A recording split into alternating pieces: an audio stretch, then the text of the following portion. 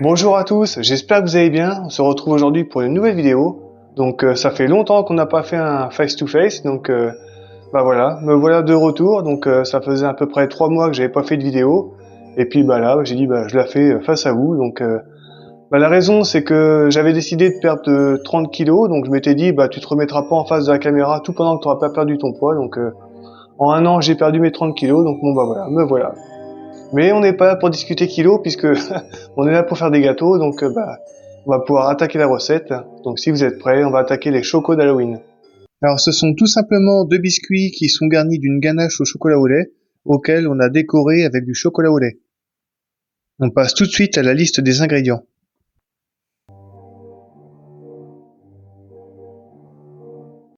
Pour une douzaine de biscuits, nous avons besoin de 200 g de farine, 75 g de cassonade, 100 g de beurre, un œuf d'environ 50 g et 2 g de sel. Dans un saladier, on va verser la farine, la cassonade, le beurre et le sel.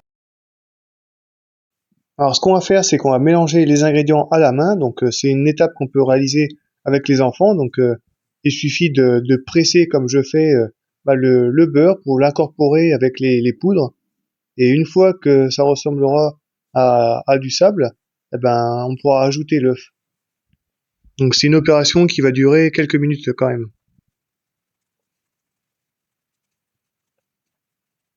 Donc une fois qu'on a bien incorporé le beurre à la farine et aux autres ingrédients, regardez la texture qu'on a, donc on dirait presque du sable. On va pouvoir ajouter l'œuf. Donc je le casse directement dans notre saladier. On évite de mettre les coquilles. Et on va toujours malaxer avec la main. Donc on va obtenir une pâte molle. Et puis on la mettra au réfrigérateur. Donc je l'incorpore délicatement avec les doigts. On va essayer de pas trop travailler la pâte parce qu'il faut savoir que plus on va travailler la farine et plus elle va avoir du corps, ce qui veut dire que si vous travaillez trop la pâte, les biscuits à la sortie du four, ils seront durs comme du béton. Donc on n'a pas envie de se casser une dent. Donc on va simplement mélanger les ingrédients ensemble, sans trop travailler la pâte.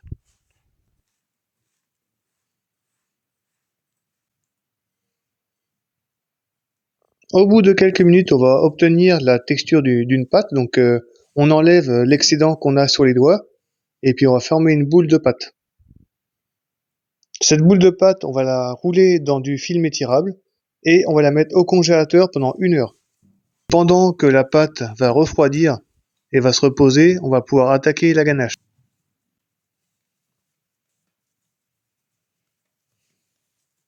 On enroule la pâte, hop, dans le film et 1 heure au congèle.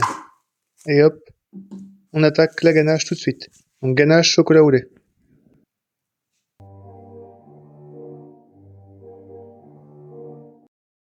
Pour la ganache chocolat au lait, nous avons besoin de 120 g de chocolat au lait et de 60 g de crème liquide. Je commence à faire fondre le chocolat au lait au micro-ondes, donc quelques minutes à puissance minimum. On ne veut pas le brûler, donc on va y aller tranquillement. Une fois que le chocolat est fondu, on va pouvoir s'occuper de la crème. Donc pareil, on va la mettre au micro-ondes et on va la mettre à bouillir. Donc quelques minutes, température puissance, on va dire à peu près à la moitié de la puissance du micro-ondes. Et vous avez juste à surveiller quand vous voyez qu'il y a des premières bulles qui apparaissent, c'est que la crème commence à bouillir.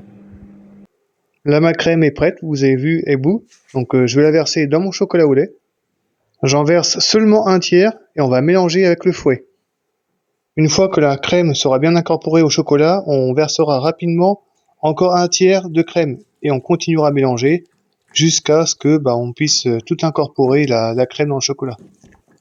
Donc on fouette énergiquement. Une fois que c'est bien incorporé, hop, je verse le second tiers. On mélange à nouveau énergiquement avec le fouet. Et on va répéter l'opération une troisième fois. Mon reste de crème. On mélange. Et une fois que la ganache sera bien lisse, elle sera prête. Donc on pourra la couvrir directement à même la crème pour éviter qu'elle croûte quand elle va refroidir. Une fois filmée, on va la mettre au réfrigérateur. Et pendant ce temps-là, on va pouvoir s'occuper de la pâte. Au bout d'1 heure, on va sortir notre pâte du congélateur. Donc vous allez voir qu'elle a drôlement durci, donc on va la travailler un peu pour la réchauffer pour qu'elle soit plus malléable. Je vais mettre de la farine sur ma table. Voilà, donc j'en mets un peu partout. Et on va pouvoir aplatir la pâte. Donc je vais la couper en morceaux d'abord, et puis après on va la reformer en boule.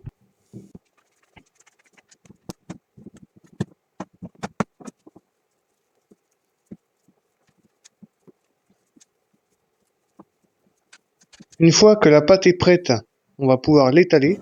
Donc on va mettre un petit peu de farine encore, pour éviter que ça colle.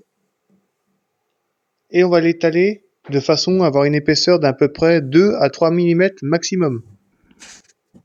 Donc on n'hésite pas à fariner la pâte. Vous allez vous apercevoir que c'est une pâte quand même qui est assez fragile, elle est très très friable, donc à manipuler avec beaucoup de précaution pour éviter qu'elle se déchire. Une fois qu'on aura atteint les 2 ou 3 mm, on va pouvoir détailler la pâte. Donc on va prendre un emporte-pièce. Ici j'utilise un emporte-pièce de 6 cm cannelé. Donc on va détailler des cercles. Et pour gagner du temps, on va les déposer directement sur une feuille de cuisson, sur une plaque de cuisson. On les dispose en quinconce sur la plaque, de façon à répartir la cuisson uniformément. Alors selon l'épaisseur de votre pâte, normalement on devrait tirer à peu près entre 24 et 28 biscuits. Si comme moi il vous reste un petit peu de pâte, vous pouvez la reformer en boule et l'étaler pour pouvoir la détailler à nouveau. Le seul souci c'est que du coup, vu que c'est encore travaillé, ça va encore durcir un peu plus la pâte, donc à la cuisson, à la sortie du four, ce sera des biscuits qui seront un peu plus durs que les autres. Donc au total, j'ai réussi à faire 27 biscuits, donc on va les mettre au four. J'ai utilisé 2 plaques de cuisson. Donc je suis parti sur une cuisson d'à peu près 13 à 14 minutes à 170 degrés. Donc il faut qu'ils soient bien dorés.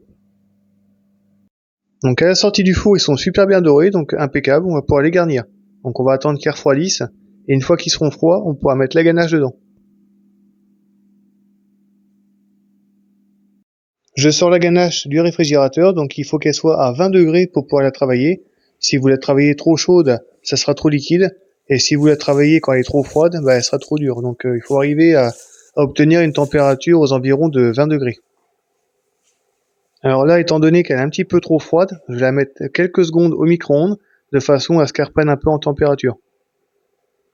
Alors un conseil, faites très attention de ne pas le mettre trop longtemps, parce que si vous la mettez trop longtemps, du coup ça va fondre et puis ce sera de la soupe. Donc c'est pas ce qu'on veut, donc faut vraiment surveiller de façon à ce que ça prenne en température tout doucement. Maintenant je la travaille un petit peu avec le fouet. Donc là elle commence à avoir une bonne température. Vous voyez la texture que l'on doit obtenir, donc ça doit faire comme un bec. Donc là elle est bien, elle est à 20 degrés. Donc il suffit d'avoir un thermomètre avec soi pour vérifier la température. Il nous reste plus qu'à garnir les biscuits. Donc on prend la ganache, on va remplir une poche avec une douille. Donc j'ai pris une douille unie de taille 8. Donc voilà, on met toute la ganache dans la poche. Et ensuite on va dresser une grosse noisette sur les biscuits. Donc 1 sur 2 bien évidemment, pour pouvoir mettre un couvercle par-dessus. Je garnis les biscuits. Donc comme je disais, une grosse noisette de ganache. Vous avez vu la texture comment elle est, hein. Elle est pas trop liquide, elle est ferme, elle se tient bien. Donc on en met sur 1 sur 2. Donc si on a 20 biscuits, on n'en met que sur 10, hein. C'est logique. Et puis une fois qu'on aura mis toute notre ganache, on pourra mettre un biscuit par-dessus. Place au couvercle. Donc le chapeau, on le met voilà par-dessus. On appuie légèrement. Une fois qu'on a fini l'opération, on va pouvoir mettre nos biscuits au réfrigérateur. Et pendant ce temps-là, on va mettre du chocolat au lait à fondre pour pouvoir faire la décoration d'Halloween dessus.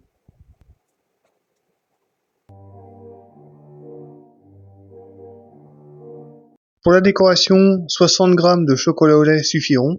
Et puis on va faire un cornet en papier.